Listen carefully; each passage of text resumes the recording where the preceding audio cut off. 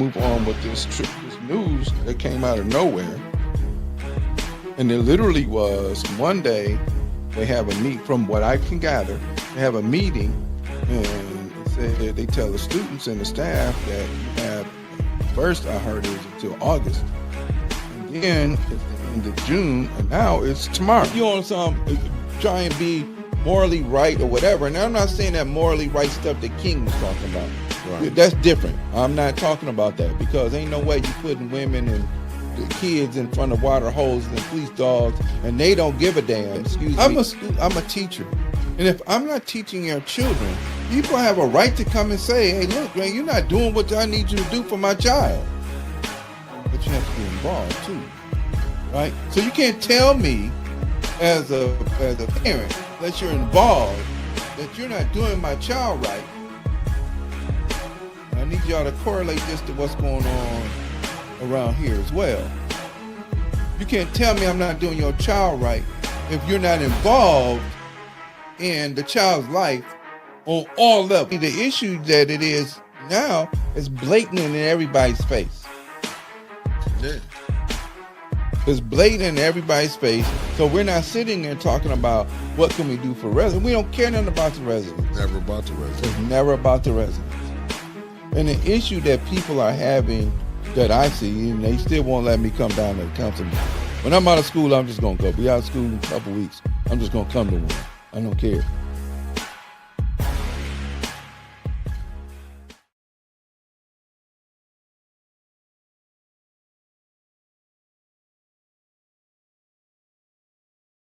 And right now, but I got you. There we go. We're there? All right. We said it came up with that. Whatever that thing is. Good morning, family. How y'all doing? Glad you could join us today for your morning cup of bro. As you get on with your day. Uh-oh. What it do from the 202? All right. That's Yogi G. Yeah, that's right. Okay. Okay, that's my sister on there. Stanley Wood. Good morning. Good morning. All right. Let's jump into it. Let's get to it. Okay. So y'all gonna have to follow me today because we got a couple different things going on. First and foremost, I want to thank Sister Audrey Muhammad, who made a donation on our behalf to the Nation of Islam, as they had a sale on Friday, a food sale on Friday. And I want to thank you, because I couldn't get over there because I had some housework that was going on. My hot water tank decided it was going to go out after such a long period of time of being in service, and I had to go get a new one. And yeah, so that was enjoyable. But we want to thank you for that. But all right, let's get into it, family. Right now we're getting ready to, winding up or winding down or whatever you want to talk about, going back to school. Now, there's a couple things I want to point out, and this is going to be controversial and it's going to make some people upset. Guess what? You already know you got to chew your cup of bro.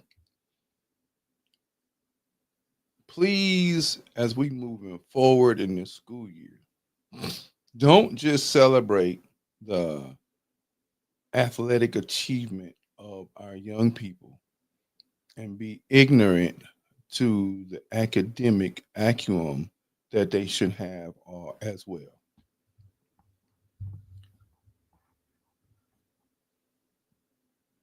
What I mean by that is this.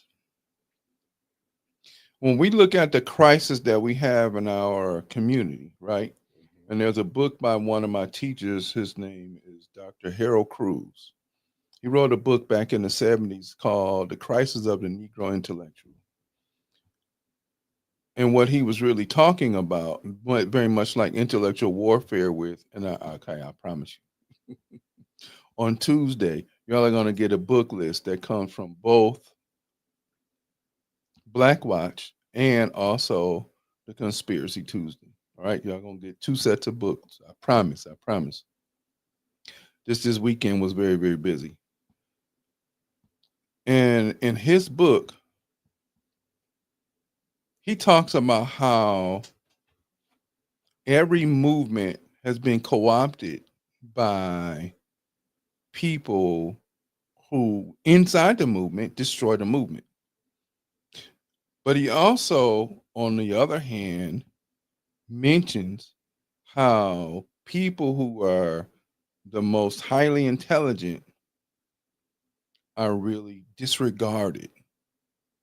And we see that more and more prominently especially this day and age of social media, where goofy stuff, silly stuff is the norm. And I get it. It's okay to laugh. But why are you laughing all the time and you're in a state of crisis? If we don't understand that we are in a crisis, but yet we're talking about going out having fun and partying and this and that, and maybe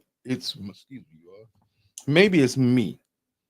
I could be completely on the other side of the pendulum, where instead of going out and enjoying myself and having fun and all this other stuff, we're still trying to fight for the people around us to raise themselves up.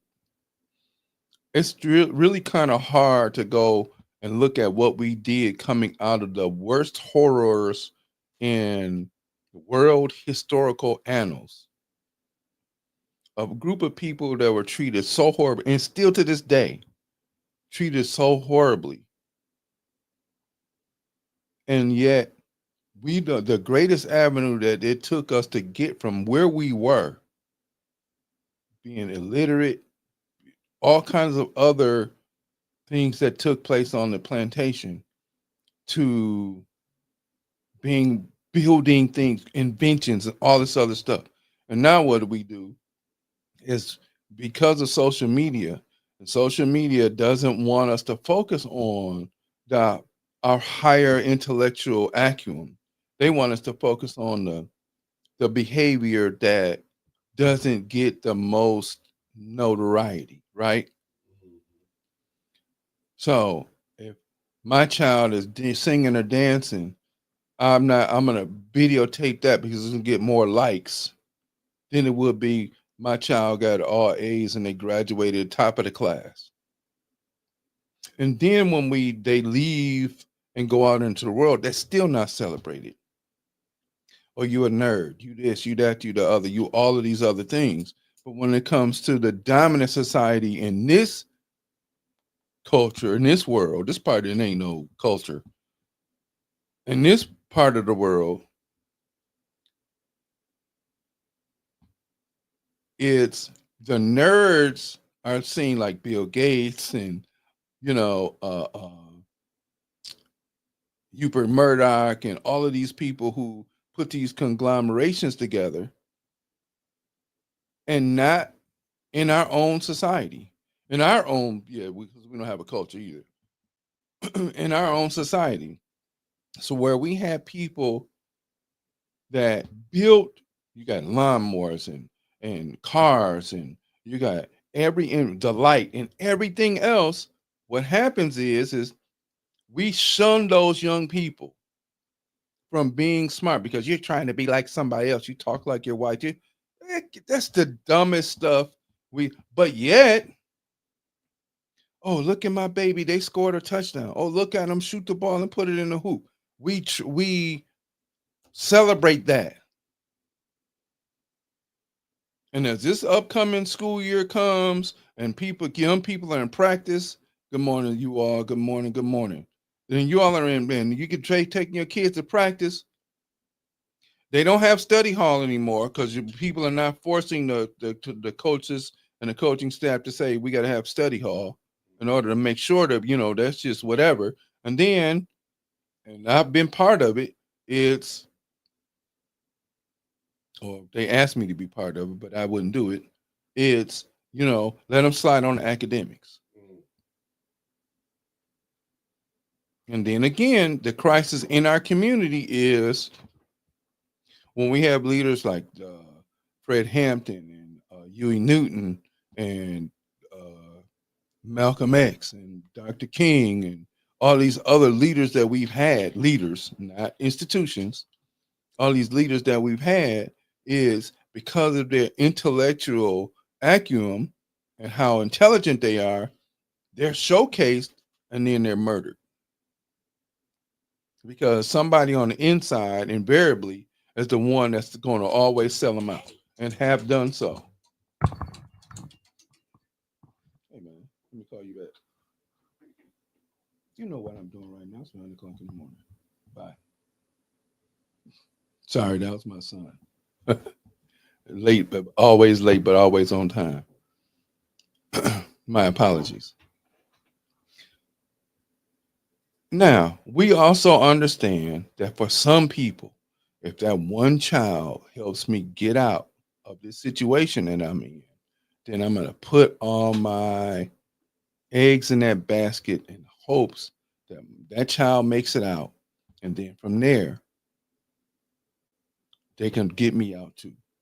Well, let me give you a wake up call. And people don't like it, and I really don't care. If we continue to sit there and rely on our children to get us out of a hole that we dug ourselves into, that's problematic. Now, if your child wants to come back and take care of you, they can do so. They can choose to do so. But they're not obligated to do so. What we do is we expect our children to go out, make it big in the sports world because we push that and we don't push the other agenda about academics, becoming doctors and lawyers that have something to give back to the community. But what we do is we push them out to go play sports, and then the child thinks that they have an obligation to come back and save the rest of the family. Let me be clear. Let me tell y'all this. They don't have an obligation to come back and save you. That is your job. That's your job. We expect our children to come back and save us. No, they don't. That's not their job. Oh, I'm gonna go by and get my mama house and this and that and other, and And now remember, the other part of that overlay is the fact that the father's not there. So then, when you do have players like Jalen Hurts, both his parents are around, and his dad was his coach in high school and turned him into the young man and the player that he is now with his dad. You don't hear much about that. You want to hear that. But, it's always played this other role because, of course, what the media does and what the schools that recruit these young men do, especially the ones that are on television all the time, is they want the broken home young man because he's hungrier. Even Coach Prime said the same thing. I want to make sure that certain players are hungry because I know that they're going to play for me. They're going to perform for me. That's bass backwards, as the old folks would say. Okay?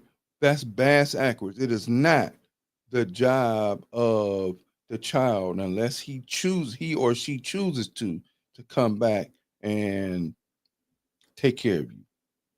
It's not their job. If they choose to do so, great. But what I'm talking about at the end of the day is celebrating their academic aggression, just like we want to celebrate their athletic aggression on the field and on the court. So it's our job to make sure that we press and push that agenda as well. I don't want to, oh yeah, I'm hooping and hollering for my son or my nephew or my cousin playing basketball, but he got an 0.000.9. but he passing and he gonna graduate and he gonna get a scholarship. And then they gonna put him in remedial classes, and then he gonna get a tutor, and the tutor's not gonna help because it's not their job. Their job is to make sure that he's on the plantation to play. But if something happens,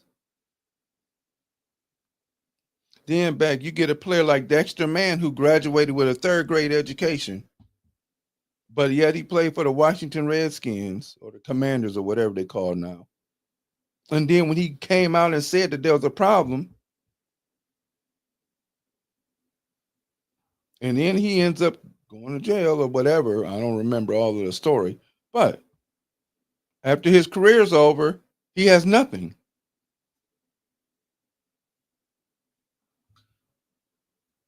Because we're not pushing something that's going to sustain our young people past the time that they have to play.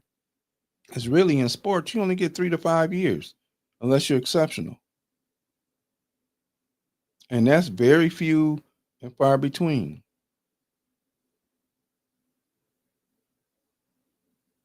That's very, very few and far between. So, like I said, go and enjoy them with their athletic prowess, but make sure that their academic prowess is greater than their athletic prowess. Because it is not their job to take you and get you out of the hole that you got dug in because of what the choices that you made. And then all of a sudden now you sitting there relying on their hopes and dreams, or your hopes and dreams right on their back for you in order to get you out of, well, I sacrificed in order to make it so that you can get what you got. So I know you're going to take care of them. Not their job. Not their job.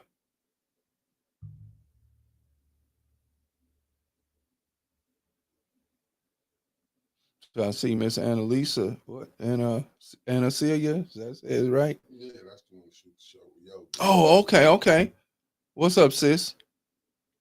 And think of culture and ancestors, and what the meaning is giving back to those to who gave you when her mother was a senior. That's different.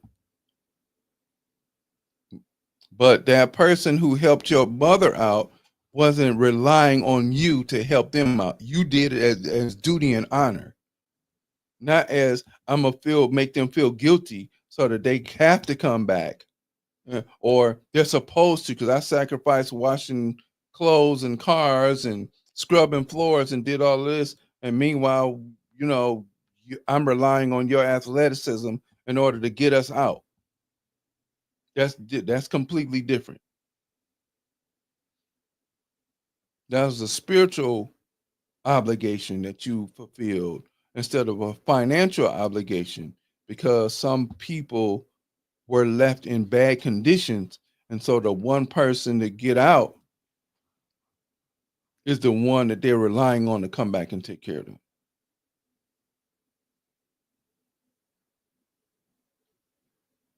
So, all right, now, so you was downtown this weekend, big bro?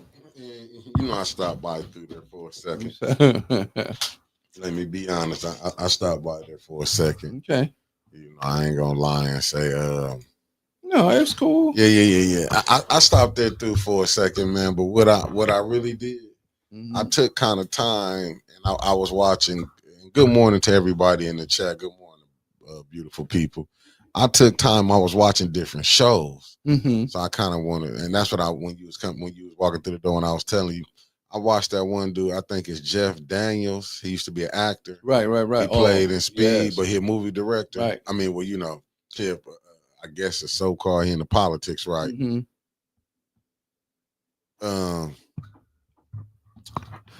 Man, I don't. This is okay. Hold on, Mark Hutchinson. I'll get to it. Well, brother, this ain't much of this brother Elliott to get to it. But I was sitting up, man. I was watching their shows, right, man. It is a cultural difference in America, and I think we as blacks, like I think we in the matrix, man. I was having a conversation with my cousin this morning about 7 o'clock. And I was like, dude, I think we're in the Matrix. Because when I be up early, I'm always looking at different shows. Mm-hmm. And I was looking at how I'm watching Jeff Daniels, and I can't think of the lady name who he did the show with. He was having a conversation with, and they was praising Reagan. Oh, I remember there was a movie. There's a movie. And Yeah, he was go ahead. praising Reagan. And now this podcast, it was this year. I guess they was doing. He was having a sit down, Oh, okay. and he was talking about My like fault. how he was a patriot, this and that. And I'm like, do y'all understand that this man did the so-called war on drugs, but they brought drugs into the middle to the poor area, man, and it was like it's nothing. And I'm looking like how they praising him, you know, with Reagan, he was this how he was. And I'm like, do y'all understand what some of these things, some of the laws, some of the experiments they did on the black community and the poor community, what has been going on, and y'all don't understand, and y'all praising these people, but then they'll go over in another and say, oh, this leader, he's a tyrant, he this and that over there, just for an example, how they was trying to make out Muammar Gaddafi. Mm-hmm.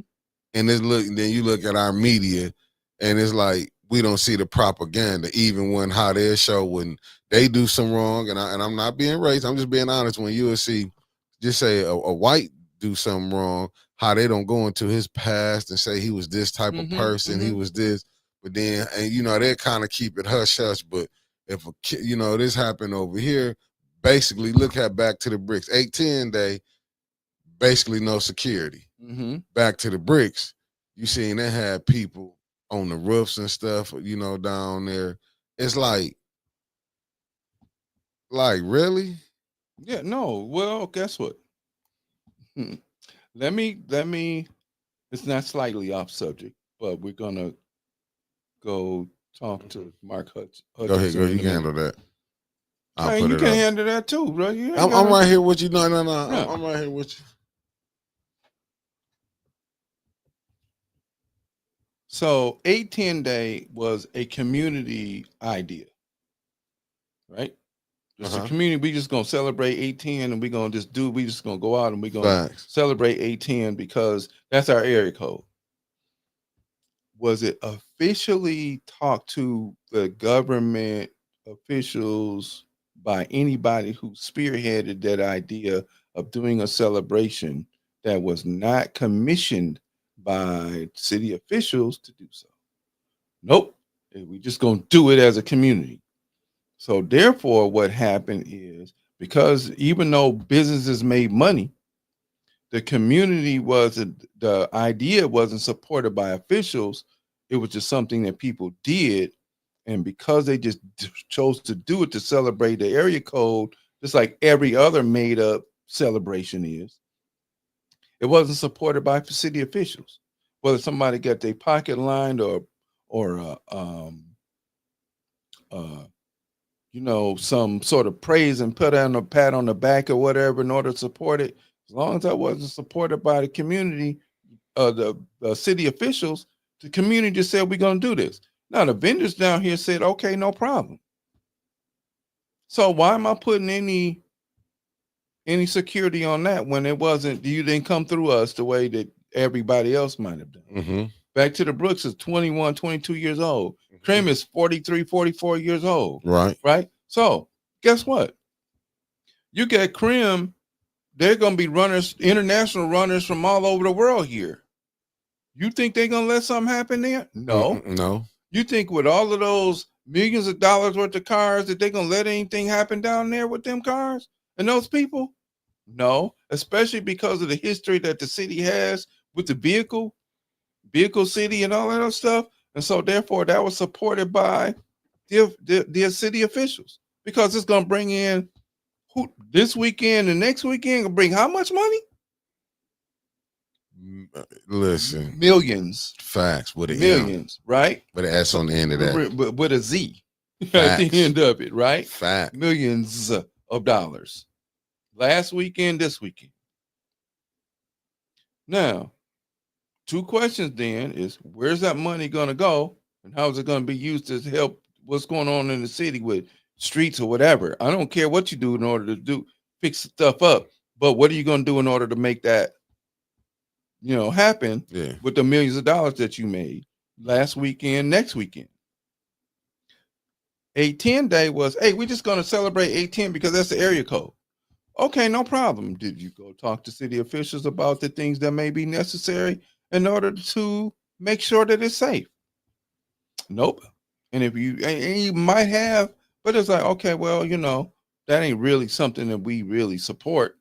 Or it could be we support it, but did you talk to the right officials in order to make sure that it's going to be safe, like back to the Briggs, Crim, and any other festival that has been had around here? Mm-hmm. So I know when we did the Keep On Keeping On festival years ago, and I think the last one we did was in 14 or 15, we didn't need police. Told them, Right. because you know what I did? I walked through the crowd. Oh, hey man, how y'all doing? How you feeling? You good? How's it going today? Couple of times there are people that were contemplating jumping over the bridge into the river to end their life. Hey man, come here, let me talk to you. Not patting myself on the back. I don't do that. But literally, that's what. So walking on the whole weekend through the crowd makes, we didn't need police. They would come down and listen to the music. Right. Maurice Davis played for many of them. Sure did. Okay, many of our festivals when we were doing it, and nothing happened. People enjoyed themselves. They had they got cultural information, so they had a good time. But it was, see, and I know this. What up, Jeff Johnson, H. Spragg? I'm gonna say this. We do well. I don't really too much worry about with my kids, and then a lot of the parents I know from my kids, they don't really play like that with their kids. Mhm. But that's only, and I'm not like I'm wrong with every parent, even with my cousins and how they parent their kids. And I was fortunate to see a lot of that this weekend, but it's not enough of that. Like I know I'm not worried about if I see your kids cutting up. Cause all I'm probably do is give them a look. I got his number on speed dial. You ain't know. You say something, don't even call me and say nothing. You better check them and they better get right. Yeah, but see, I know they wouldn't. I know how you raise your kids. I wouldn't be tripping them on them cutting up like. And like I say, we all been kids. We gonna do a little something. Let me just be honest. But on some of that stuff, we got to do better parenting. Like, I'm not gonna say this can be did overnight, but the healing process can start. Yeah, absolutely. Because after this young lady lost her life, that's the sacrifice. Now what do we do? Right. Now, back to what I was saying before. Okay, parents, why are you allowing and kids can sneak? I get it. We did it. But the stakes are higher now than they were before. If we snuck something in to the school, there wasn't no gun or nothing like that. It might have been a knife or whatever, and you wasn't using it to try and stab nobody. You was just like making sure that you didn't get beat up too bad. For sure. If you had a whole bunch of people that you knew that you had a beef with. And then after that, like I said before, most of us, I get messed with somebody or they mess with me, I get beat up, and then they knocking on my door later on talking about we going to play ball. Right. Period. Hey man, what you doing? Man, you just beat the hell out of me. Well, okay, good. Get cleaned up. Get your clothes. Get your shorts. We getting ready to go to Saginaw, shoot hoop. Right. Okay, man, let me finish washing this blood off after you to beat the hell out of me. Right. But I'm going to see you tomorrow, 4:00, same time. You still get ready to come and get this butt whooping again? Hey, until I win or until you tell me I win, we're going to be there. And then after that next butt whooping the next day, we at Cook Park shooting ball. But see, that's how it was. You seen the older ones, like our elders back in the day. Because I remember coming up with my cousin. His old man would take down to the whole block fishing. Right. Like we all be up at 6 a.m, getting ready 7, be out there on the lake. I remember, but see, you don't have that like no more. I remember Craig Jones, that bunch, like Mr. Span and these are the coaches that I knew they would get the kids. You had open gyms. You don't have that in the inner cities, man. Like they really playing this GTA. I mean, playing grand auto theft in real life. Right. When you seeing them riding down, shooting at each other, like a lot of them kids. Flint is so big, but like I say, everybody, somebody gonna know somebody. Right. You gonna know somebody family from if it was. It's just like now. It's like you don't have family reunions no more like they used to have. No, you have at funerals now. Facts. Okay. So at what point in time when those, going back to the bit that I know about the story, Mhm. did anybody who saw them acting the way that they did when they get off the bus check them? Nobody. Hey man, what y'all up to? Right. I remember doing a parade for Juneteenth, but there was, Mama Soul said, "Hey, look, there's people getting into it," and she stopped them and talked to them. Fact. We get it that we're gonna have conflicts. We had them too. But it was okay, let's go sneak over here around the building over here on the other side where nobody could find us. Once we get done fighting, it's over with until the next time we're gonna fight. It was a scheduled heavyweight championship fight every week. But then tomorrow we back on the court. And it wasn't no, I'm gonna get well, we gonna keep fighting until either, like I said, either I won or you tell me I won, even though I lost. And then we was cool after that. We don't have the level of trust because people's perversions, and that's wrong too, have been so that you don't have people that say, well, I'm gonna get up in the morning and go and we gonna make get the kids and we just drop them off at the crib. We gonna go fishing or we gonna go hunting or hiking, or I'm gonna take, because people, we have become so insane because we've been getting bit by the fleas that lay with the dog. We getting so insane that we do stuff to the children instead of letting them be kids.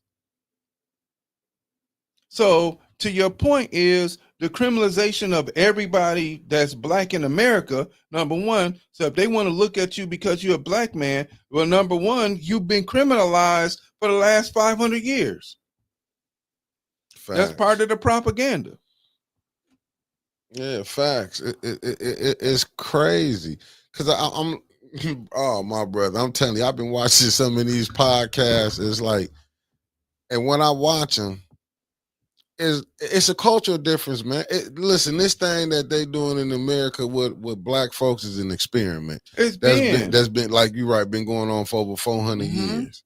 It's been Because the only ones, let's just be honest, and I was saying this the other day on the bump when I said they only pick who they feel like. I'm just being honest. It's like they picking who they feel off the plantation, who they can civilize and make accept the culture of westernized. They become westernized. So, even go ahead. Go ahead. I'm just saying westernized. Go look. They not gonna let nobody, like, you think they really want you on city council, you as city council, a mayor. Listen, you see, that would be worse than y'all thought. Eric Mays was rough. You ain't got shit on me. I'll bust your ass. A governor. Now let's put you as a governor when you can. I'm just saying, see, they not gonna have nobody that's gonna and if they do get people to challenge their system, look how they go at them. Right, you kill them. You destroy their character. You kill them. You run them into the ground until you make sure, because you're not conforming to the system. And I've been that way as a teacher for 30 years. Now I get results, but it's always that one part of that you just won't conform to. No, I won't, because the system's wrong. Yeah, the system is here to destroy us constantly and continually. Right? All the time, over and over and over again, by multiple layers of whatever, and people are not listening and paying attention. Right? So then when we have the girl who got sacrificed on 8/10 day, or whatever, because she got killed because somebody was not, I'm out there shooting as a young person, which I don't even understand how the hell you let people have guns in your house, have possession, because you know you got people out there selling it to them. Facts. Because they ain't old enough to buy one if we go by the law. And what the hell are you doing in your life as a child that you feel threatened that you have to carry a gun? And then you go, instead of you finding an isolated place to deal with that, you go somewhere publicly. And that's on us as a community. You go somewhere publicly and you shoot at somebody, don't even hit them. And because you can't hit them, they give you these other things, these extended clips, switches, whatever they call them, because you don't know how to shoot. Right. And you end up killing somebody else. And now we got this whole thing. Now that girl's family is going to go try and find out who did this to this person. And then we're going to keep this cycle up over and over and over again. Yeah, but look what the police did. I seen the good brother, Mr. Crockett, the land. When he was filming when the police pulled them older gentlemen over. They was at by Ace on Pearson or Ace Highway in the store right across. Pulled them over. Film crew jumping out, filming them. kept going in my man car. See, this the thing. See, when you see this stuff going on, see, this give them excuses, and we have to tell the truth. See, this is when the politics get messy. You know, same thing with the DC. Like I said, and the sisters will be back on at 7:00 tonight to go in deeper in that. Part just two. a thought. Oh my goodness. Yeah. Part 2 will be on at 7:00 tonight with Sister Anna and Sister Yogi G.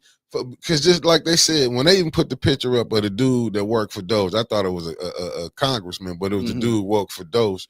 The guy was getting carjacked at 3 a.m. 3 a.m. Just put all that into play. 3 a.m.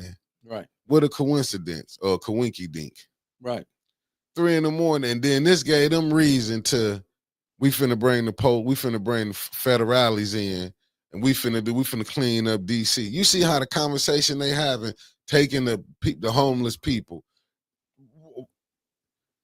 See, that's part of a population that they consider to be useless. Facts. So therefore, what do? You get rid of. You want to clean up. You can't just say, I'm going to go get illegals. Now you got to go get other people who you don't know what's happened. Some of them are veterans and working, right. But the cost of living is so high they can't afford to see they don't throw that up into there. But see, this is the choice that was made by another group of people. Facts. And we talk about that on Conspiracy Tuesday. Another group of people who are sitting back there making these bigger choices about how things should run. They're talking about making this guy president for life or whatever you want to call it, or king for life or whatever, when even though George Washington was a slave owner, you know, he said, no, we can't have that. We need to take care of our internal business. Once again, if you're talking about making America great, then bring the jobs back that you allowed to go somewhere. Right, because they the ones who, it's like the game that they playing. It's a game they playing. They wanted, as they call them, illegals. They wanted them here. Yeah, because you don't want to do the work to go out there and pick the tomatoes or whatever, whoever whatever their jobs are. Facts. And they don't want to do. I'm not doing that. Right, and they want cheap labor. Right. Let's be honest. Corporations want cheap labor. Right. But go ahead. No, because there's a reason why General Motors left and went over to Mexico. Right, because I don't have. And where's that dude that was on here the other day? Get your ass on here this morning, goddammit. Because I'm gonna bust your ass. And you know, if you listening, you Mr. Electrician, retired electrician, get your ass on here this morning. Because I got something for you. Because see, you don't understand what happened here. Because you live in Texas. You got a different perspective. So don't sit around there and tell me I'm saying anything fucking slanderous and you have no fucking clue about what I'm talking about. Because my father was a foreman. I lived this shit. Now, my apologies for your delicate ears. There you go. Got that off my chest. You got it off his chest. So when you can spend 100 pesos compared to $20 an hour or $30 an hour, you get 100 pesos for a day. When you don't have to do any through EPA or OSHA challenges, somebody get their arm chopped off, you ain't or whatever, you just tape the arm back up and they keep working. When you can dump toxic waste not only into the river but into the land, well, because what you're talking about is, I know y'all got them storms down there. Yeah, prayers to the family that way. Right. And Brother Snow, whoever that is, I think I know who that is. Who passed away yesterday? I'm not even for sure. Okay, we're not. Okay, well then I ain't gonna say that until we know for sure. Okay. All right. And you can build a plant instead of it costing you $50-60 million in tax incentives that you got to give the city. You can turn around and build a plant for 15 million. Just fake numbers I'm throwing out there. Right. And not pay any taxes, but yet you can use a population that you don't have to pay them $20 an hour to sweep the floors or $50 an hour to sweep the floors, and you don't have to have any union there where you just there to make the product, and then you ship the product back and you multiply the price by 3. Right. So if you make it for $10,000 in Mexico, ship it back to America and sell it for $30,000, then that profit goes to the people in charge. And this is all about profit. This is corporate greed. Facts. This is nothing but corporate greed. And then whoever the mayor was, and they let him go. They was gonna leave anyway. Right. But they could have, like, because I think it was sharp. They could have set something up, like, could have hit them with a hefty tax fine.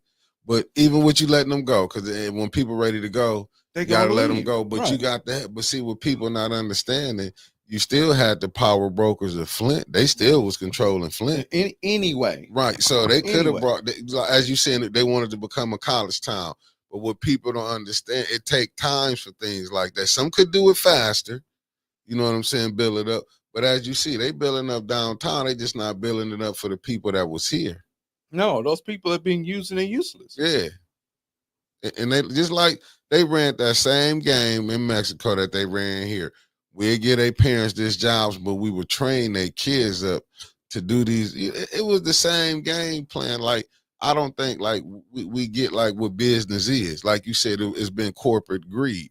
That's why you're seeing problems now when people like, well, if they get rid of this, just say the elite, as they call them, the illegals or whatever. Okay, it do kind of take some pressure off of your residents. I mean, the people that you got here. You got to understand, in Chicago, you had black families who couldn't get no Medicaid, and they was giving it to the immigrants that was coming here. Mm-hmm. That is kind of like, we need to fix our home, our problem first, before we can go attacking. But they not telling the people, look, this is the new labor that's coming in.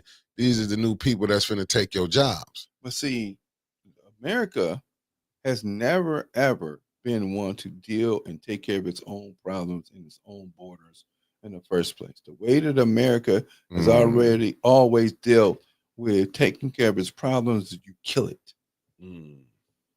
So you got 100 million native indigenous people that have been reduced up into the late 1800s to 5,000 people. Wow. You got 12 million people, according to record, that were brought to the Americas. Not only here in this North America, but Central America and South America and the Caribbean and whatever.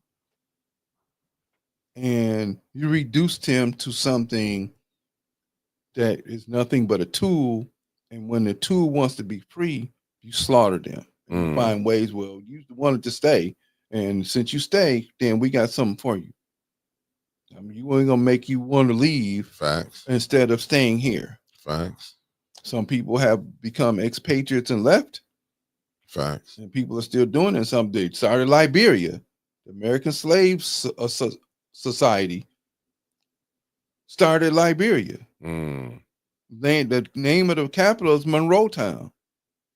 Or Monroeville, sorry. So you started Liberia as a way to say, look, if y'all want to leave, we'll help you have passage and get you out of here. And there are many people, you're white Americans, who will say, hey, well, since you don't want to live here, go back. Okay. You don't belong here either. Yeah, because that can go two ways. Right. But what we have is the criminalization of Black America all the way across the board. We have people that get chosen because they can be controlled. Facts.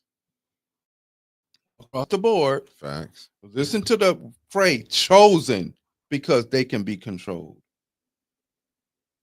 Not people who are there for the best interest of the people, but chosen because they can be controlled. No matter how, whatever way they white-mail you, instead of saying blackmail, instead of whatever way that they white-mail you, so that you're forced to comply to whatever the pressure is that they want. Facts. But if you're studied and have your own view and your own opinion, they don't want that. They want you to be conformist to whatever it is that they want. Yeah. Right? Yeah. So, pause on that. Let's go back and address Mark's statement real quick. Let's go to it. Yeah, I think I'm going to have to scroll up. No, I got you. I'm going to put it on the screen. Give me 1 second. Right here, I got you. It pop up on you yet? No, not yet.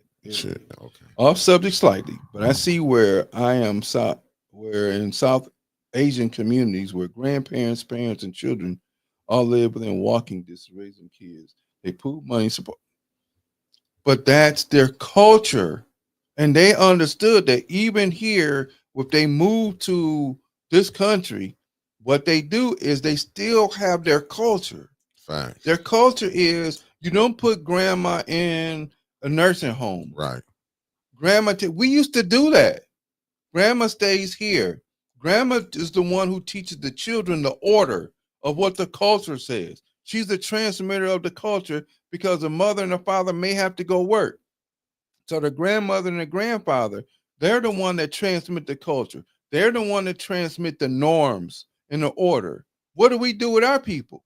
Put them Yeah. in homes. Yeah. So Yeah. then you wonder the reason why your kid's crazy as hell when you Facts. got to work and ain't nobody there watching the what. And you need to have your some of the big mamas and the big papas out there going like, and we ain't talking about that Tyler Perry bullshit. Get that shit out of here.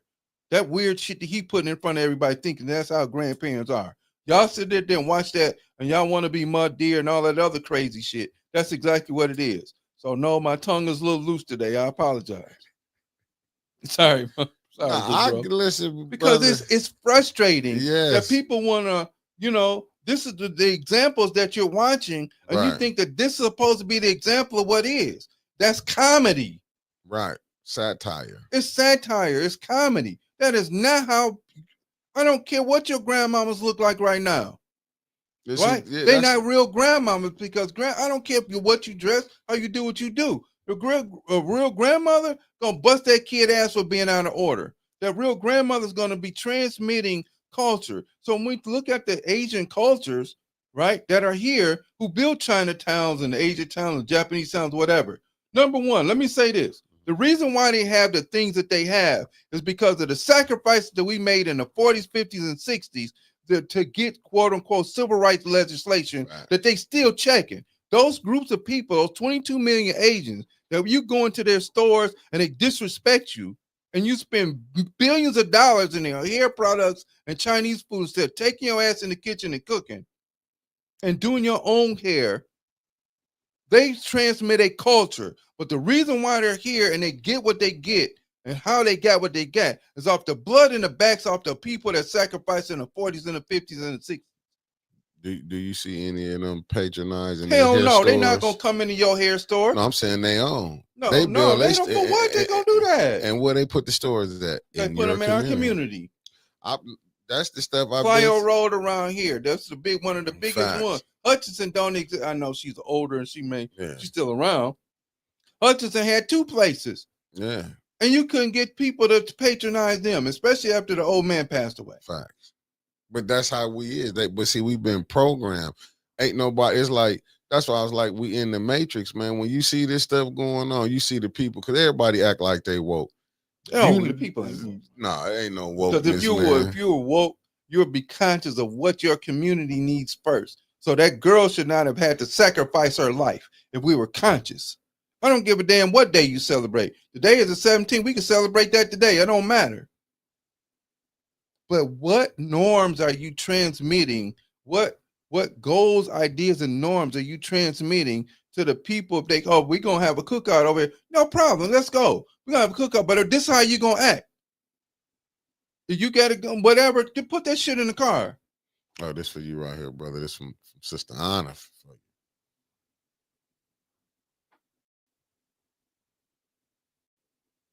Okay, well, there you go. There you go. There you go. There you go. But you can't be tired when you had children. If you want them to live, if you want to have an opportunity, there ain't no getting tired. Rest when you die. That's how you do that. Ain't no being tired.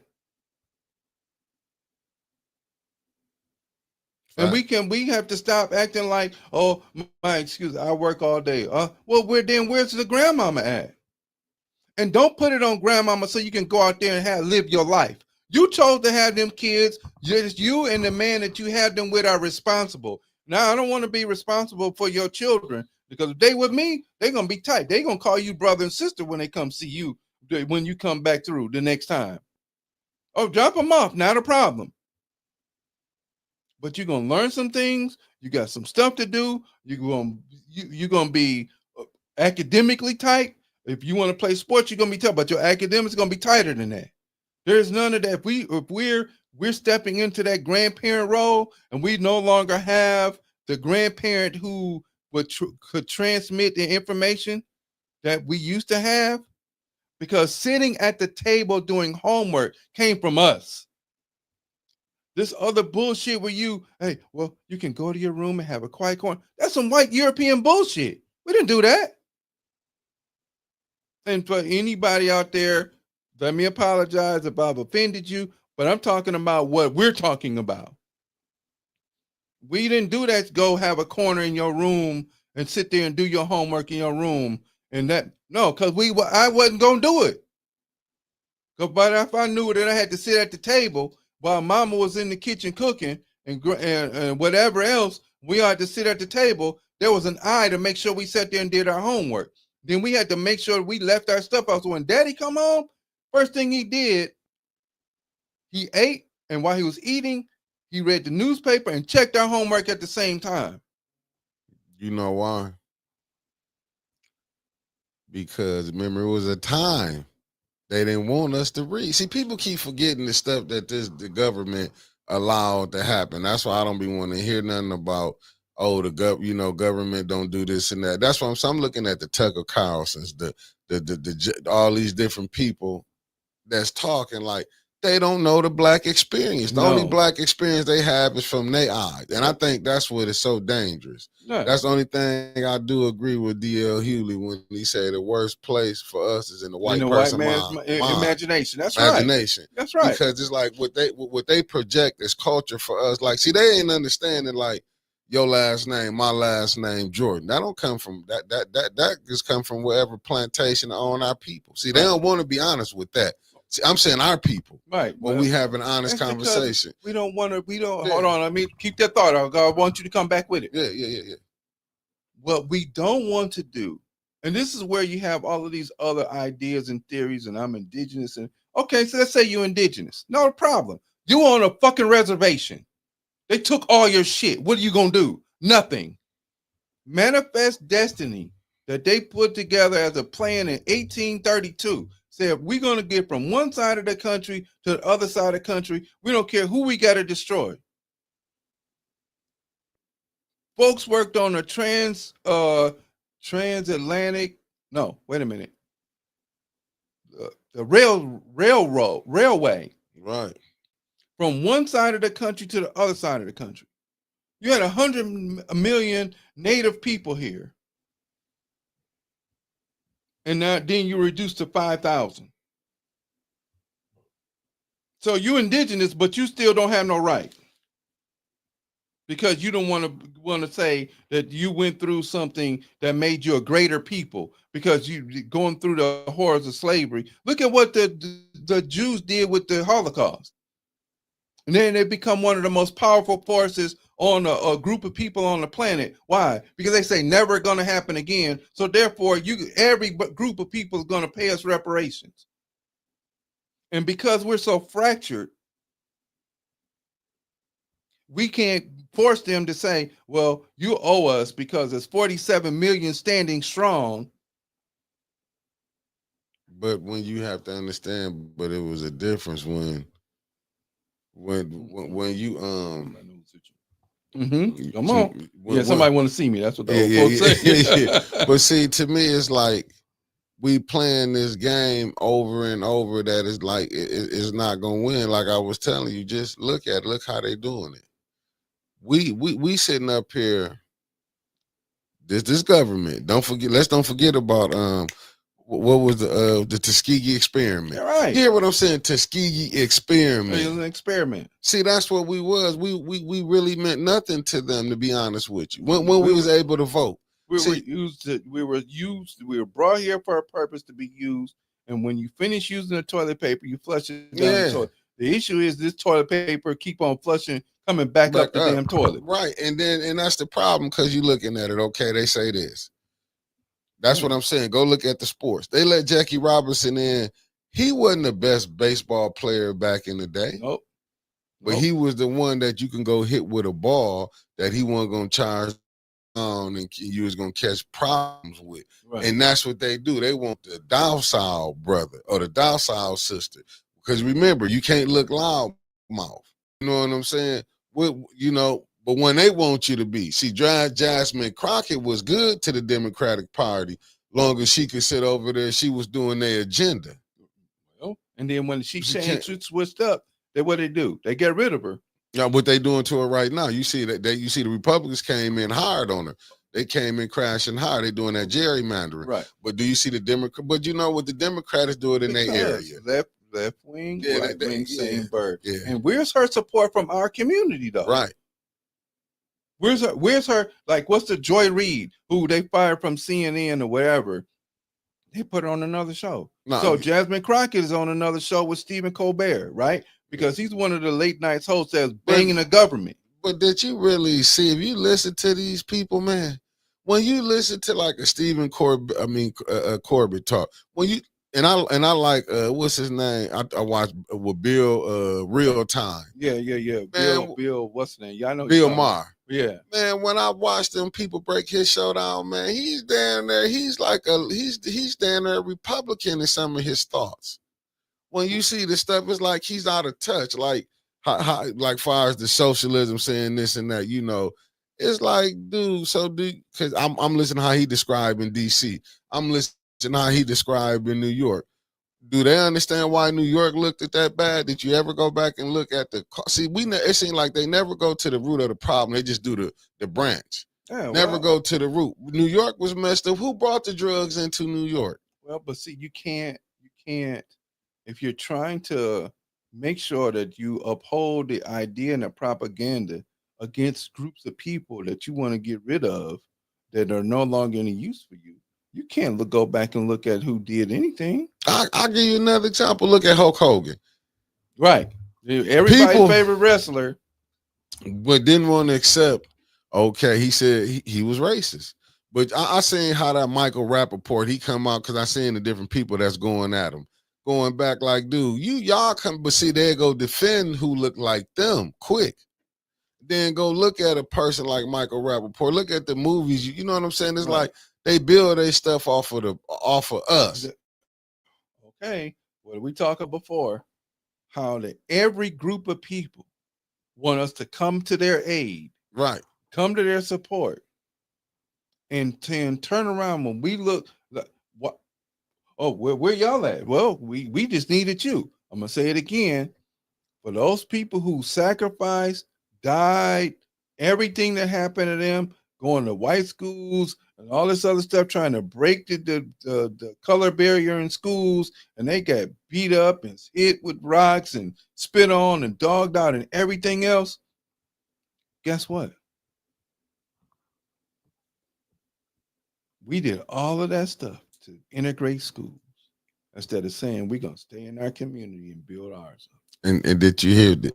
I wonder if they listening to what you saying. No, they ain't that they had to go with the National Guard to take some kids to school. And that's what my problem be with the LGBT. All these different communities, when they be saying, "Oh, did y'all know they bombed the black church with little kids in there?"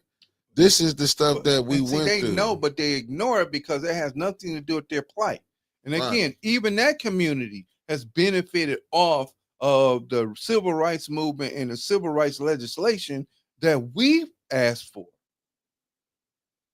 See, I don't understand, because we had to ask for it, then that meant you're not a citizen. And you weren't a citizen when they wrote the Constitution.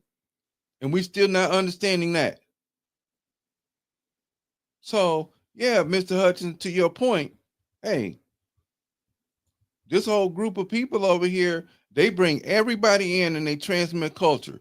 You're not going to act this way. You're going to carry yourself this way. You don't see a whole lot of Asian people in sports, a whole lot. And definitely, Jeremy Lin was one of the few, with him and Mao Ling and a few other ones, that got an opportunity to play at a professional level. But they not pushing that agenda. The agenda that they're pushing is you're going to get your books, and you're going to have your academics, and you're going to go to MIT or Stanford or wherever you're going to go, so we can make this money this way, because we're going to build something perpetual instead of something fleeting. 3 to 5 years is is an average length of time that somebody plays in professional athletics. Facts. I mean, but this is the stuff. See, they want more because I'll be looking at different, like I say, different stuff. They want more people to play football. Just look what they said, LeBron, of shut up and dribble. This is what the media was saying when they said, "Who you think able to sick them people on them like that?" Just, I mean, do you look at Craig Hodges? Craig Hodges got threw out of the NBA because when he dared to tell Bush that they need, to ask for some help. Okay, so now, guess who was there, who later on, after they all retired, told him he was right, but they refused to say anything to him when he made the statement. They refused to support him when he made the statement. All of those players there from the Bulls, and nobody said, hey, look, we're going to bring him back anyway. When they tried to trade him, no team would pick him up. So therefore, he walked away, leaving millions of dollars on the table. And what he said was, yeah, he left over $50 million on the table, but he'd rather leave that and stand with his conscience. And then all of these people come here, man, you was right. So what kind of BS bullshit is that? Where you were right, but yet when I turn around to see all of my brothers that I play with support me, they run in that background talking about, oh no, it was him. And then, of course, the main face of the Bulls didn't open his mouth. Right, because you see what happened. That's why you can see the stuff. See, like, we don't be wanting to admit that thing happened down there, the malice, as they call it, the malice at the palace.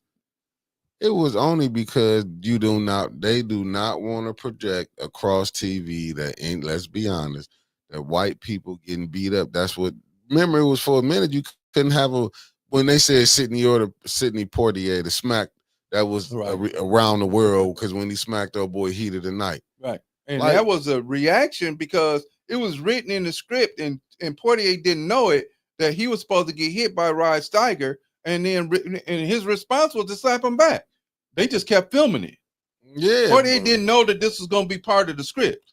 That's what I'm saying. And you see, and it's like, because this is an image they want to show. See, they don't want to be honest. And like how they depict, how they was depict what you could be at first when you went to Hollywood, a maid, step and fetcher. You know what I'm saying? Or Jezebel. That was it. You had 3 roles. Right. But we continue to play those roles. And not because I'm the only ones they want to offer you. But see, we think they ice is colder than ours. Yep. So then when you have people like Spike Lee come up, and then he has a conflict with Tyler Perry because Tyler Perry does this church parody stuff that he does. People wanted what do people do? They flock to it. Why? Because I don't have to think. It's just something mindless and I can laugh. Right. I mean, yeah, you're right. Okay. Right. So then when he made a movie called with Alex Cross where he wasn't in a dress, that movie flopped. Because he been typecast. Right. And that's on him. Yeah. Because what he did was he made a character where he was dressing. And Flip Wilson did it. And a few other people did it too. Flip Wilson did with Geraldine, whatever. Yeah. Hey, it's all the same stuff. Put on a dress if you want to be successful. But that's how he got his money. That's why you saw certain ones was like they wasn't gonna do this. Fred Williams said, and I never died. I was always the hero at the end of the movie. Right. You know what I'm saying? Because he had that written in his contract. Yep. But they won't tell you black exploitation films saved Hollywood. Of course they did. But you know what our women had to do? Pam Grier's famous for what? Her body. Thank you. Not for acting. She didn't get to be Foxy an actress. Brown. She didn't get to be an actress until later on when Quentin Tarantino made her more famous again. But what do we know her for? Foxy Brown. Yeah. And what does she got to do? Take her clothes off. Yeah. I mean, but see, that's how they did it. But see, this how this system was set up. Okay. But this how it is. You go, just look at it. When did what's her name win the Oscar? What's her name? Halle Berry. And Monster Ball. Monster Ball, where she had to sleep with the white boys who killed her husband. Yeah. Let's go with Denzel. Drug dealer, crooked cop. Right. training day. Right. You know what I'm not for saying? Malcolm, not for Glory. Oh, Glory, because Glory was a damn good when he played it. Not even John Q. I mean, it was, John Q was better than all of them. He got so many different movies that he played in, but it took him to be a crooked cop. That's how he got in. But see, when you don't own it, you know what I'm saying? Look what Spike Lee, when they wanted to do Malcolm X, you see what he had to do. I was just looking at a podcast. He had to call Michael Jordan, Magic Johnson. He had to call the Black. Why wouldn't Hollywood want that movie out? Because you expose a Malcolm to another group of people that don't know nothing about him. The only thing you heard about Malcolm was he was the other side, the flip side of King, and he was the one who wanted to destroy stuff and fight, shoot to kill, have self-defense. Be supportive of your own kind first. Yeah. Because what did he say? He said, I want you all to make sure that you understand that King is your better option. And he said that. King's your better option. So I suggest you take his position. Because my position is self-defense. By any means necessary. You put your hands on me, you're coming back with a stub. Right. They didn't want that. So what you do? You infiltrate and you get them killed. This is what we're talking about leadership, right? What we first started off with. Making sure that our young people understand, hey, we're not going to ridicule you for being smart and intelligent. What? Well, if you talk that way, you're white. If you think you're smart, you're white. You're white. And we ostracize them. And so therefore, what happens is young people then figure as they get older, I'm not going to put myself out there because I'm already getting ridiculed by my peers. It's not going to stop. No, but that's what is. See, the young ones, and we see it could be a cry out. They not going for what we was going for. You know what I'm saying? With this government, look at the school system. I'm just saying, how is it that in these areas, because this is all by design, kids all of a sudden want to stop going to school. It's just all of a sudden, not because they had to stop to come help mom and daddy, they had to go get a job. They just ain't want to go no more. No, and why? Why? There's two reasons why. Number one, the school's not. Here's the excuse. School's not fun. It's not meant to be fun. Facts. It's not my job to entertain you. Facts. Get your ass in here and get this lesson. Facts. It's not my job to tap dance, smile, like you. None of that. Facts. That is not my job. I love doing what I do. So therefore, that's going to overflow onto you. But it is not my job to like you. Facts. That's your parents' job. And sometimes your parents are not going to like you. So all this, my teacher don't like me. Who gives a damn? Right. But see, this is the stuff, and we gotta, even with the school system, it's downright diabolical. High school in Grand Blanc. If is this a just system? Why the school in Grand Blanc is better than the school right here down the street? Because they have norms and rules that say you're going to conform and comply to what we say, because this is where we are. Those are unwritten rules. Right. And if we want to have the same thing, what we need to do is have those rules very clear, that what you're going to do is your job is to come in here, shut your mouth, get this lesson, and go and show me what you know or that you can think. But see, we don't want to produce thinkers. And so a lot of young people say, I don't want to go to school because I'm a thinker.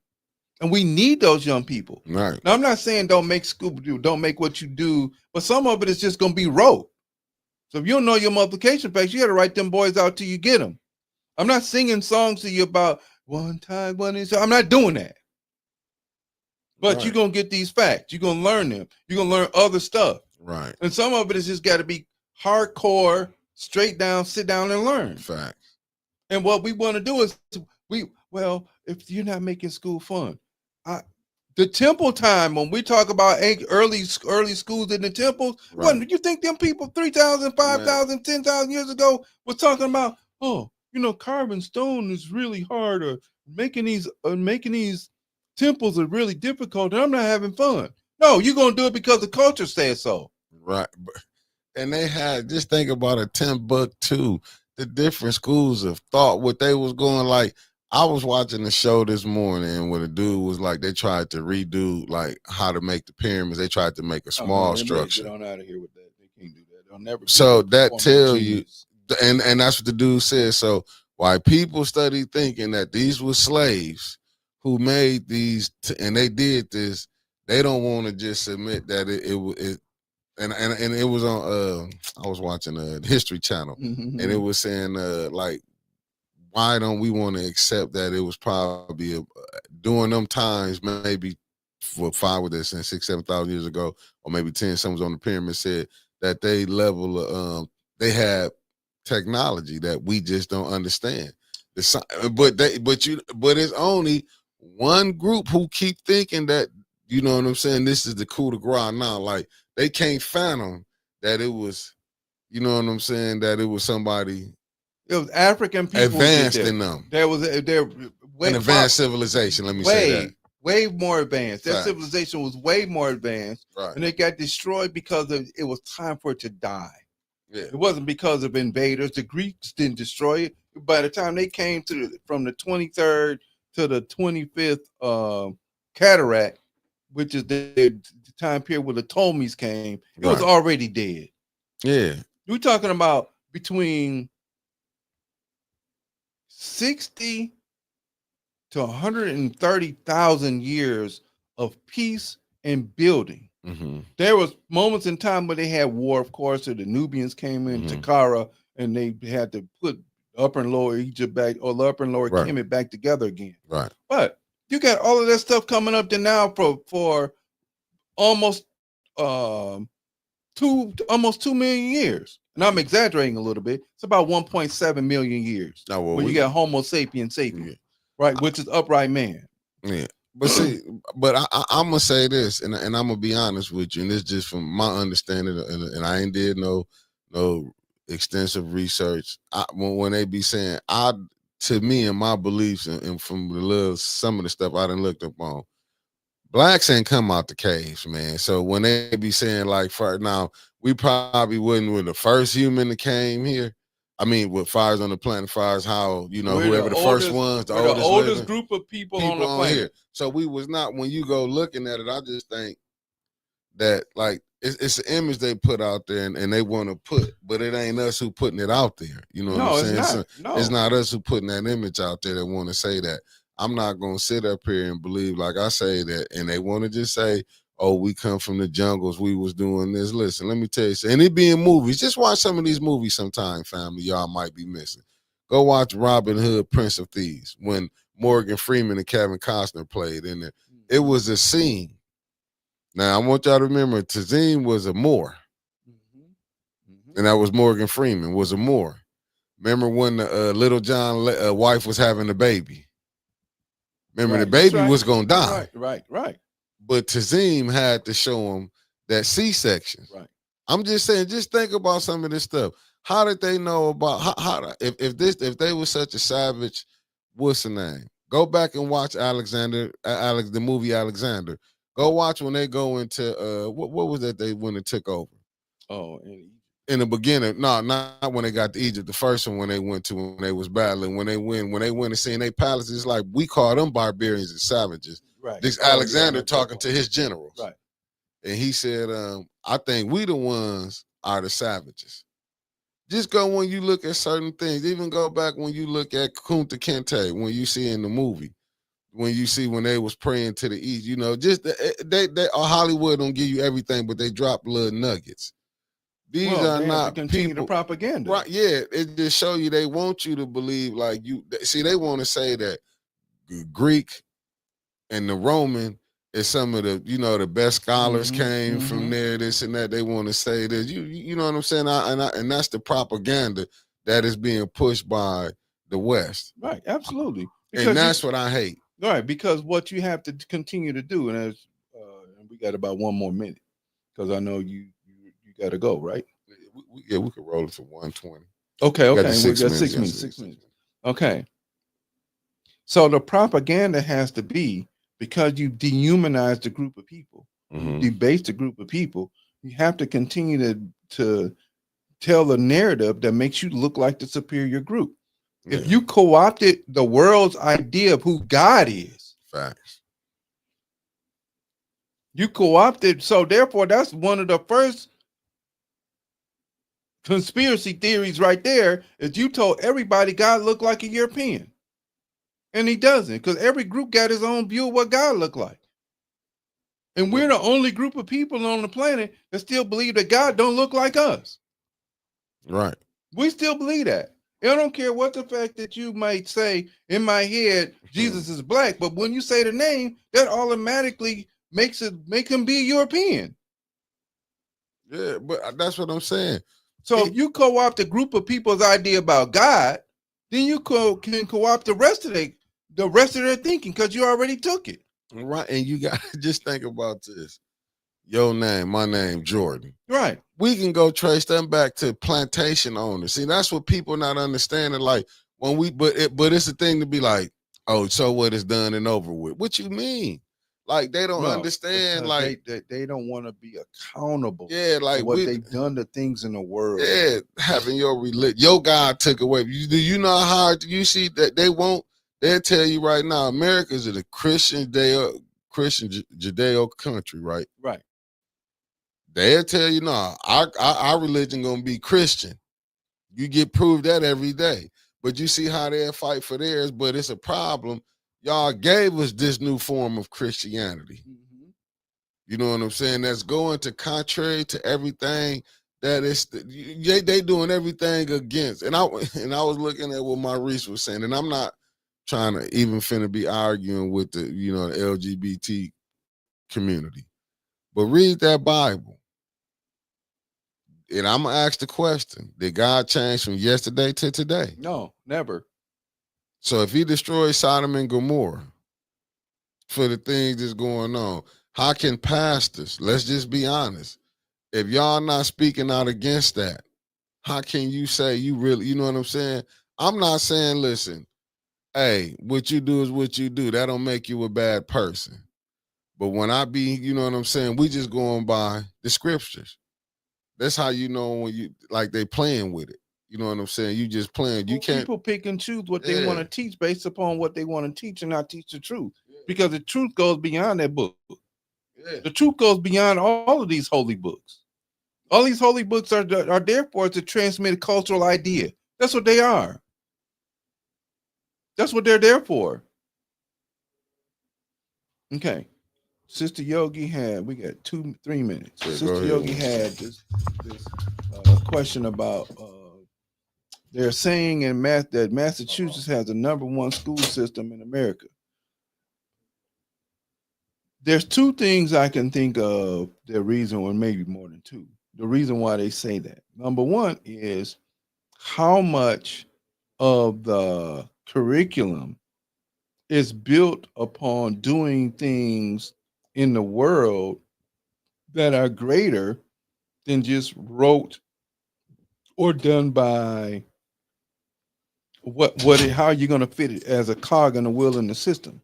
That's number 1. And number 2, the other thing that I can think of is the industry there, whatever the industry is in Massachusetts, is supporting the system in a manner that they're saying that we need to have young people coming out of school with this level of academic acumen that can go head on and take over these businesses that we have established there. They're not, and they're producing thinkers instead of producing. See, that's what we used to do.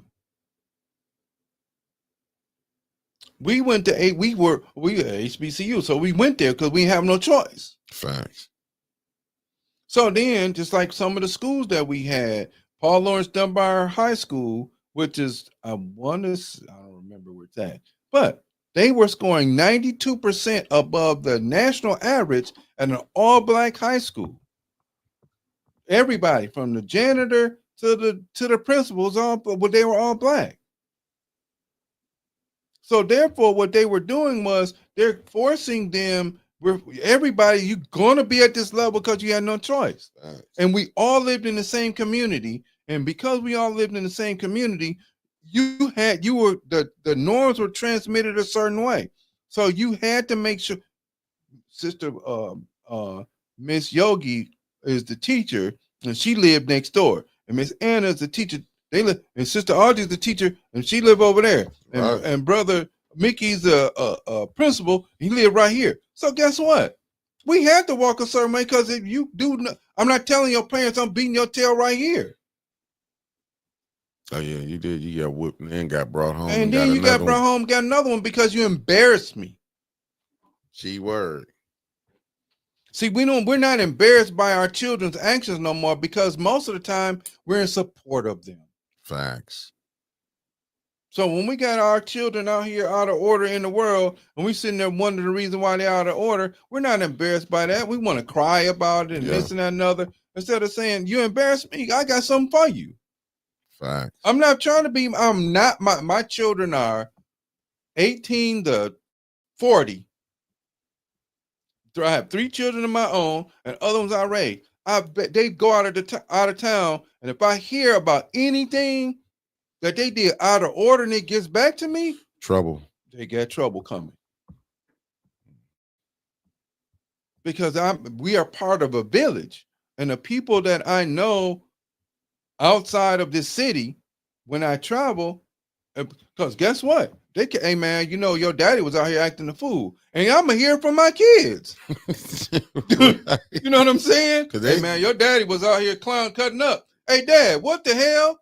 Yeah, you know your kids are trying to think and they're your parents. Right, and they gonna and it kind of goes both ways. Hey, I'm going on vacation, so I can cut loose. No. You run across somebody you know, so therefore you gotta tighten up. For sure. And we're not doing that. Family, we got to cut it short. For sure. Thank you very much for joining us today. We appreciate you. Book of Revelations, we appreciate that. Okay, keep on pushing it. All right. Let me say this. Last thoughts. Your children are not your friends. They're not responsible for saving you because you put yourself in a position that you put yourself in based upon who you created the babies with. Push to make sure that because during this upcoming part of the first part of the school year, I'm going to be hard about it, being tight about their academics. Don't let people make fun about them being smart. It is better to be smart than it is to not. And on that note, family, peace. Peace. See y'all Tuesday. Back on Tuesday, y'all. For I'll have the books, I promise. For sure. All right.